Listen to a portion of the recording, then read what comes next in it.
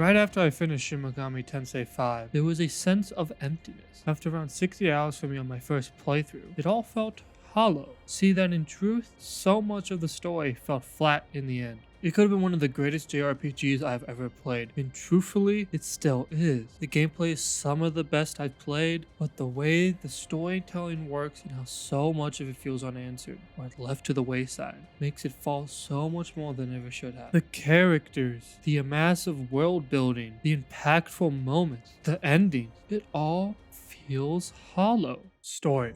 Of course that matters. It's not an important factor for everyone, but I think we can all agree that story is a meaningful part of almost every RPG. For me, the story is what keeps me going. Having that sort of intrinsic motivation from the game gives me reasoning to push forward and do what it sets me out for. For SMT5, I never really felt that. It only happened in chunks and not an overall scope. Some parts felt great and I got motivated to push ahead, while other parts, nothing. This whiplash effect continually affected how I thought about the way the story paces itself throughout. Extrinsic motivation doesn't seem important on the surface because you aren't supposed to see it. It's a vital work that gives the player a sense of purpose within the story. Since this really isn't a review, I'm not here to make you want to play the game, but before I go on a long and most likely annoying rant about this game's failures and successes, I want to preface this by saying that you should play this game. It has problems, and I will go into the spoiler hells to try my best to explain why, but at the end of the day, it's still a great game, one that you should most definitely play if you haven't. If you already played this game, or you simply just don't care, let's finally get into it. The beginning of the game starts almost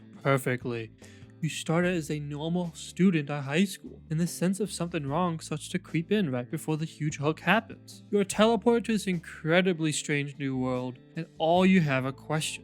This game does an incredible job of stringing you along and giving you a real good sense of motivation right off the bat. As well, when Lamu appears, and this first sign of the collapse of Tokyo was a great motivator. It felt incredibly interesting to continue from there and see what would happen with Lamu and later at the school. Even though it's not the greatest meaningful aspect of the story, it only really meant to show what a Nahobino is, but it's one of the best orchestrated story beats in the entire game. And that ending of that sort of mini arc was beautifully done. It is one of my favorite moments of the game, all because it feels like the story starts to pick up and start to have meaning and has that intrinsic motivation kick in. It feels like actual plot is happening coherently. Seeing Sohori suffer through all this pain, you can start to connect the dots and the foreshadowing, and it just all works. As well, the Bethel Summit was excellent. The clash of each of the different branches coming together and just collapsing at the end of it. Even though nothing comes out of it in the next area, they just sort of sit there waiting for you to beat their ass. It was a great point in the story that did feel undermined by how little we see of these branches beforehand and afterwards. We don't know who the other sides of Bethel are, even right before the summit. It feels like a great abundance of world building happening all at once instead of throughout and building the impact. I think it would have been awesome to at least see Zeus or Odin fighting beforehand during the Demon King area, or give us some time early on to learn about their characters a little bit more. Even better yet, allow them to just be more instead of just boss battles that sit there with some dialogue. Something to have that world building throughout instead of all just at once. You give more effect to the dismantlement of Bethel and its effects afterwards. Doesn't it feel weird not to see much of Bethel beside to the Japan branch? And the first time you see Bethel's other side and understand more about their operation, it all just collapses. It feels like an idea thrown away so fast without any build-up for that idea. Now these are all good examples of this sense of extrinsic motivation. They aren't perfect, especially the entire summit fiasco, but they do a decent job of pushing the player forward. But unfortunately, I do have to point out the failures as well. There are major points in the story that just fall apart and really diminish the overall experience. I know I said the Lamu plot was easily my favorite part of the game, but I think I would be amiss to not point out the major problems within it as well. Shortly, the zone that encompasses the plot point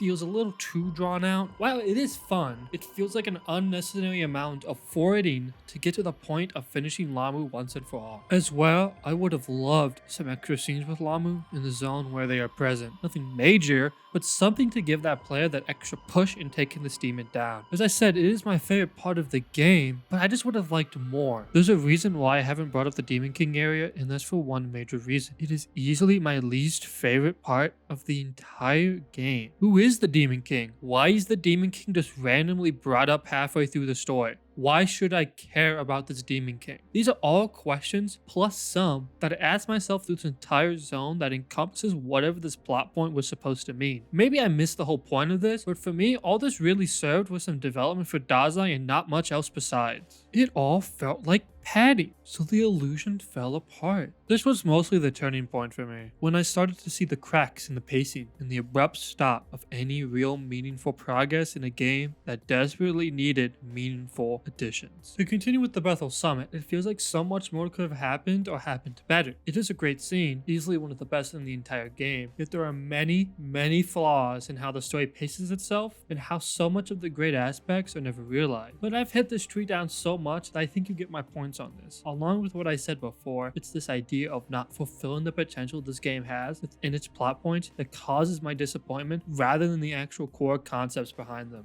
Now, instead of just focusing on the fallen potential of the plot points, the characters deserve some recognition here as well. Once we start to think about each of the different characters' motivations and their actual development, you come out with almost nothing, all besides Dazai. It does feel weird to say that Dazai is easily the most developed character in the game, the only one to go through a development and have somewhat of a coherent arc. Dazai does have good character development with how crazy he becomes throughout the game. You see how lost he feels all from the beginning to the middle to the end, losing all confidence in himself after gaining a sense of purpose after joining the Demon Summoner program. This dude who is lost in purpose and then becomes this fanatical person for God is great. It feels like a great way to do a law character. All I can say is that I wish I could say the same for the other characters. Ogami is your consistent companion, and he brings this mixture of a character and a medium to flesh out your own personality in game. I honestly enjoyed dealing with Ogami throughout when he asks your opinion on the events that transpired. He gives weight to those events that happened that were warranted such a question. But now, we have to talk about Tao. But who was Tao? She had her moments. Seeing her command a room and have her saint responsibilities was cool to see. But really, there isn't much after that expands her character. Then when she becomes a Pangea, she is said to have lost their humanity, and I couldn't for the life of me see in which way their personality changed. There could have been so much more done within her aspects of being more of a leader figure, or something along those lines that just wasn't done. Yuzuru doesn't change at all. Like really, I don't ever remember seeing this dude change throughout the game. He gets like mini quips throughout some of the areas, but not much else really after the beginning of the game. He feels like he just stops being an actual character throughout half the game. All he really does say is, yeah, maybe Bethel shouldn't have control anymore, which I mean is fine, but all that means is that he follows in the footsteps of Koji Mizu. And Koji Mizu is awesome, or more like he could have been. A really interesting character for the so-called Chaos route. I personally love this little twist he does through the middle part of the game, showing more and more signs of being disinterested with Bethel and looking to part from them. But there just isn't enough time for him to develop his character as far as it could have been, or show how much he was capable of. But please don't get me started with Miyazu. What a complete lack of any substance at all. I really did like what happened in the Kansu questline, but that is all we get. She is pushed so far to the side that I feel like so much could have been used for her that I don't even know where to start. Lastly, Shohei and Noor are honestly really good. They sort of appear out of nowhere and say some shit and leave. It is one of the better character dynamics in the story where you start to learn more and more about what they want. It just doesn't go far enough. The biggest flaw of the characters is their lack of development. It's almost like, besides Dazai, all the characters had the developments done off screen or before the game started. It's like going from point A to point B, where you might have many points to make it across. Here, it feels like a binary, 0 to 1, A to B. Not the most perfect analogy, but but I hope you get what I'm saying. It's like a switch in how some of these characters act. Now, I do want to say that I don't think the development that was in this game was bad. It was mostly the lack thereof. It just needed more to make these characters fleshed out. Speaking of that, let's finally move on to the endings and how most of them fail in concluding the story. Now, we all know endings are an important part of a story. It's how you wrap up the themes, the characters, and leave the player with a conclusion to the story that feels satisfying. But each of the three main endings mostly fails to do so in my eyes. The Chaos and Law endings are the same, besides the different fights you have in the ending cutscene. You don't see what happens with the world at the end, you're just told. They are fine at the end of the day. I don't have much to say about them, they're just forgettable. The Destroy the Throne ending just sort of ends, you miss the final boss, and you're mostly just heckled for picking it in the first place. I get a feeling like it's not even meant to be taken seriously as an ending, so at that point, why does it exist? The true neutral ending, or the so-called best ending, is easily the most well-developed ending with the most of it in terms of content and actual cutscenes. Out of all the endings, this one was easily my favorite for the sole reason of feeling like a conclusion. The others don't have this feel, they just sort of end instead of concluding the story. It does have one glaring issue. What the fuck are those requirements? It makes no sense when you think about it. It almost feels like a joke. You tell your friends about a super secret ending that you only get if you do these irrelevant quests that almost have nothing to do with the actual ending itself. In the ending, where you basically genocide all the demons, you have to do the side quests that make you sympathize and work with the demons. Where you create a world for only humans, you do the most work for the demon. While I do like the ending, the requirements make almost no sense. Especially Shiva. Why did they make you go through Shiva? I get it for in terms of story, but he is the hardest fight in the game. Bar the DLCs.